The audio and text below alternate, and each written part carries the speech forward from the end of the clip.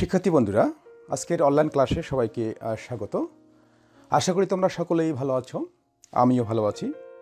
তো আমি কুমার রঞ্জিত সুব্রত, সহকারী শিক্ষক, মোহাম্মদপুর উচ্চ বিদ্যালয়, জগৎবের, পাটগ্রাম, লালমনিরহাট। তো শিক্ষার্থী বন্ধুরা, তোমরা সকলে জানো যে বর্তমান আবারও কোভিড-19-এর কারণে সারা দেশের শিক্ষা প্রতিষ্ঠানগুলো বন্ধ করে দেওয়া হয়েছে এবং ইতিমধ্যেই সরকার প্রতিষ্ঠানগুলোতে অনলাইন ক্লাস পরিচালনার জন্য নির্দেশনা দিয়েছেন, যার কারণে মূলত আজকে আমি তোমাদের সামনে এই অনলাইন ক্লাসে হাজির হয়েছি। তো শিক্ষার্থী বন্ধুরা, আজকে আমি তোমাদের নবম ও দশম শ্রেণীর তৃতীয় অধ্যায়ের কিছু সমস্যা নিয়ে আলোচনা করব।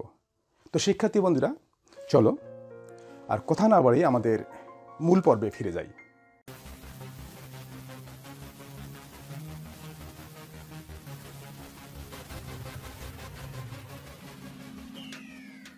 তৃতীয় অধ্যায় বীজগাণিতিক রাশি অনুশীলনী 3.1-এর 13 নম্বর সমস্যা। a plus b plus c equal to 6 এবং a square plus b square plus c square equal to 14 হলে a minus b whole square plus b minus c whole square plus c minus a whole square এর মান নির্ণয় করো। তো বরাবরের মতোই আমরা শুরুতেই লিখব, দেওয়া আছে দিয়ে আমাদের a plus b plus c equal to 6 এবং a square plus b square plus c square equal to 14 এভাবে লিখব। লেখার পর আমাদের যে রাশিটার মান নির্ণয় করতে হবে সেটা আমরা লিখব এখানে a minus b whole square plus b minus c whole square plus c minus a whole square, এটার আমাদের মান নির্ণয় করতে হবে। তো শিক্ষার্থী বন্ধুরা, এখানে তোমরা লক্ষ্য করছো যে এখানে আসলে বর্গের সূত্র প্রয়োগ করতে হবে। এখানে হচ্ছে a minus b whole square, এখানে b minus c whole square, এখানে c minus a whole square, সূত্র মূলত একই, শুধুমাত্র এখানে a minus b আছে, এখানে a minus b এর জায়গায় b minus c আর এখানে c minus a আছে। তাহলে আমরা এই সূত্রটি এখানে প্রয়োগ করি। তাহলে এখানে a square minus 2ab plus b square, এখানেও তাই করা হয়েছে, b square minus 2bc plus c square, এখানে c square minus 2ca plus a square। তো এখানে এখন আমরা এখানে a স্কয়ার, এই দিকে একটি স্কয়ার আছে, তাহলে আমরা এখানে যোগ করব, তারপর b স্কয়ার যোগ করব এবং c স্কয়ার যোগ করব। যোগ করার পর বাকি যেগুলো থাকে সেগুলোকে আমরা একসঙ্গে লিখব, যেমন -2ab -2bc এবং -2ca। তাহলে আমরা এখন 2a square plus 2b square plus 2c square, তারপরে লিখেছি -2ab, তারপরে -2bc -2ca।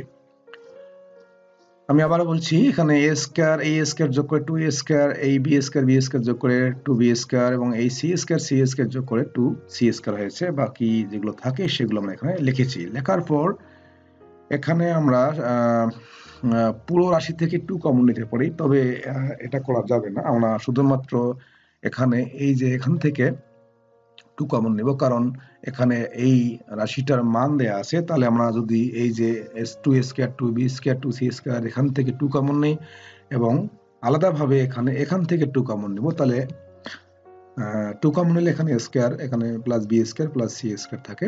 তারপর এখান থেকে আমরা -2 যদি কমন নিই, তাহলে এখানে ab থাকে, এখানে bc, এখানে c। আরেকটি বিষয় সেটা হচ্ছে যে এখানে যেহেতু শুরুতেই আমরা এখানে মাইনাস কমন নিয়েছি -2, তো মাইনাস কমন যদি আমরা নেই এবং সেক্ষেত্রে বন্ধনীর ভিতরে নতুন করে বন্ধনী আসার কারণে বন্ধনীর ভিতরে চিহ্নগুলো পরিবর্তন হয়েছে, অর্থাৎ মাইনাস ছিল প্লাস হয়েছে। এখন আমরা এখানে সূত্র প্রয়োগ করব। আসলে কেন সূত্র প্রয়োগ করব, কারণ এই রাশিটার মান দেওয়া আছে কিন্তু এই রাশিটার মান দেওয়া নাই, সেক্ষেত্রে আমরা কিন্তু এর একটা সূত্র প্রয়োগ করব। তো যেহেতু এখানে 2 into ab plus bc plus ca equal to a plus b plus c whole square minus a square plus b square plus c square, এটা একটা সূত্র। তাহলে এই যে এইটা সূত্র হচ্ছে এটা, কাজেই আমরা এইটার পরিবর্তে আমরা এটা লিখব, এই যেটা a plus b plus c whole square minus a square plus b square plus c square। লেখার পর পরবর্তী লাইনে এখন আমরা এগুলোর মান বসাবো। তো তার আগে এখানে একটি কাজ করতে হবে, সেটি হচ্ছে এটাই লিখবো। লেখার পরে এখানে আমরা এই দ্বিতীয় বন্ধনী উঠিয়ে দিয়েছি, দেওয়ার কারণে এই সামনে মাইনাস ছিল এবং এই ভিতরের মাইনাসটা প্লাস হয়েছে। এখন আমরা পর্যায়ক্রমে এগুলোর মান বসাবো। তাহলে এখানে 2 এবং এটার মান হচ্ছে 14 মাইনাস এটার মান হচ্ছে এই যে 6, তাহলে এখানে 6 বসিয়েছি এবং এখানে স্কয়ার দিয়েছি, তারপরে প্লাস প্লাস এবং এটার মান হচ্ছে কত, এই যেটা 14, এখানে 14 বসাবো। এখন আমরা একটা ক্যালকুলেশন করে নিই। তাহলে 2a ইন্টু 14 হচ্ছে 28 মাইনাস 6 এর বর্গ হচ্ছে 36 প্লাস 14, তারপরে আমরা এখানে প্লাসে যোগ করে নিয়েছি, অর্থাৎ এখানে 28 এবং 14 হচ্ছে 42 মাইনাস 36। এখন যদি এটা আমরা মাইনাস করি তাহলে হচ্ছে 6, অতএব নির্ণয় মান হচ্ছে 6। তো শিক্ষার্থী বন্ধুরা, এই হচ্ছে 13 নম্বর সমস্যার সমাধান। শিক্ষার্থী বন্ধুরা, এতক্ষণ থেকে আমি তোমাদের এই তৃতীয় অধ্যায়ে যে সমস্যাগুলো নিয়ে আলোচনা করলাম, আশা করি তোমরা বুঝতে পেরেছো। তো আমাদের যে কথাটি থাকবে বা আমার যে কথাটি থাকবে সেটি হচ্ছে যে আমি আজকে যে তোমাদের অনলাইন ক্লাসটি নিলাম সেটি অবশ্যই যেন তোমাদের বাকি বন্ধুরা দেখতে পারে, এই জন্য তোমরা অবশ্যই ক্লাসটি শেয়ার করবে। তো শিক্ষার্থী বন্ধুরা, আজকে এই পর্যন্তই। সকলেই ভালো থাকবে এই আশাবাদ রেখে সকলের সুস্বাস্থ্য কামনা করে আজকে এখানেই শেষ করছি। সবাইকে ধন্যবাদ।